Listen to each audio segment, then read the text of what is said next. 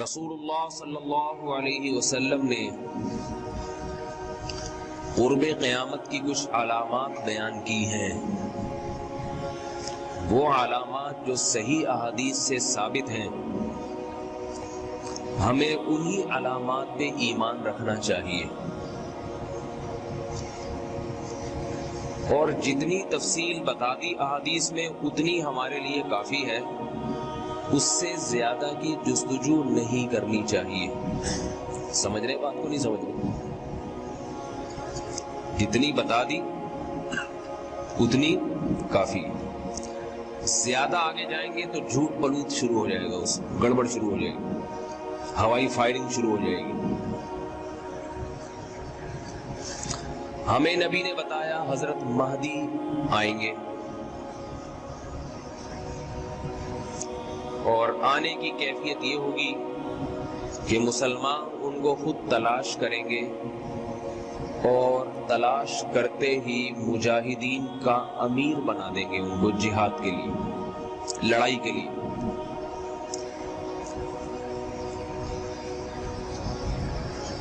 اس پر ہمارا ایمان ہے۔ تو حضرت مہدی کا بنیادی مقصد کیا ہوگا؟ بولو بھائی، جہاد۔ کمانڈ چاہیے ہوگی مسلمانوں، تو اس کے لیے حضرت مہدی کا سلیکشن ہوگا وداؤٹ الیکشن۔ سمجھ رہے؟ تو اس سے پتا چلا جتنے لوگ مہدی ہونے کا دعویٰ کرتے ہیں یا کریں گے، اگر وہ جہاد سے ریلیٹو نہیں ہے، لڑائی کے لیے میدان میں نہیں آ رہے، تو وہ مہدی کے علاوہ سب کچھ ہو سکتے ہیں، امام مہدی نہیں ہو سکتے وہ لوگ۔ سمجھ میں آ رہی ہے بات؟ سوال پیدا ہوتا ہے کہ ہم کیسے تلاش کریں، ہمیں کیا پتا چلے گا کب آ رہے ہیں؟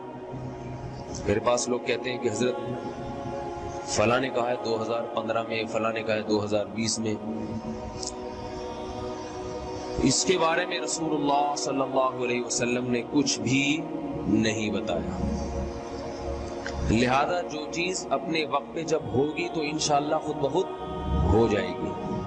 اللہ مسلمانوں کے دلوں میں خود بخود ڈال دیں گے کہ تلاش کرو۔ جو کام نبی نے کہہ دیا وہ ہو کر رہے گا، وہ میری اور آپ کی مرضی سے اس کا تعلق نہیں ہے۔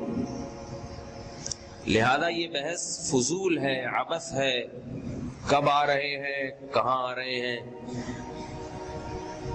یہ ان لوگوں کے کام ہے ایسی باتوں میں زیادہ پڑھنا جن کا عملی زندگی سے کوئی تعلق نہیں۔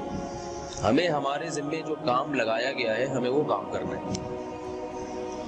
باقی اللہ تعالیٰ مسلمانوں کی مدد کے لیے ایک امیر کو منتخب کریں گے جن کو حضرت مہدی کہا جاتا ہے۔ ان کا نام احمد ہوگا، مہدی ان کا لقب۔ مہدی کا معنی ہدایت یافتہ۔ سمجھ رہے کہ نہیں سمجھ رہے؟ قریشی ہوں گے، رسول اللہ صلی اللہ علیہ وسلم کی اولاد سے ہوں گے۔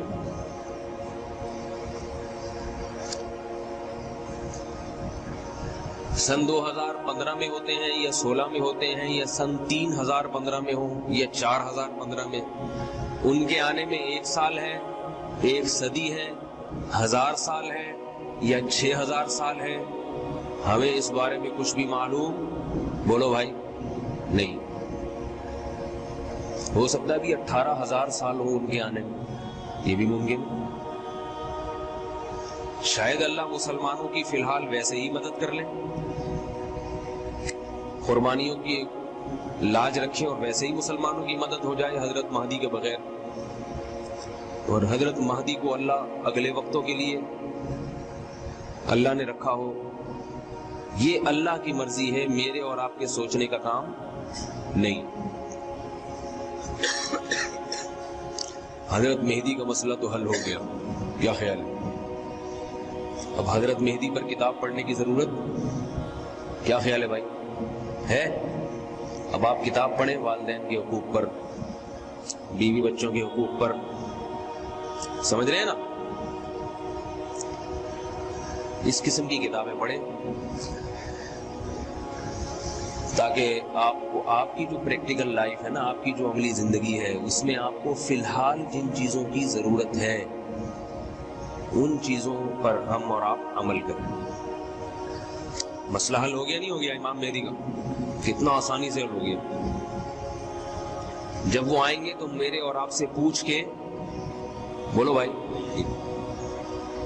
اللہ اس وقت مسلمان علماء کے، بزرگوں کے دلوں میں وحی کریں گے، الہام کریں گے۔ الہام، جب اللہ کی طرف سے الہام ہوتا ہے تو وہ غلط نہیں ہوتا۔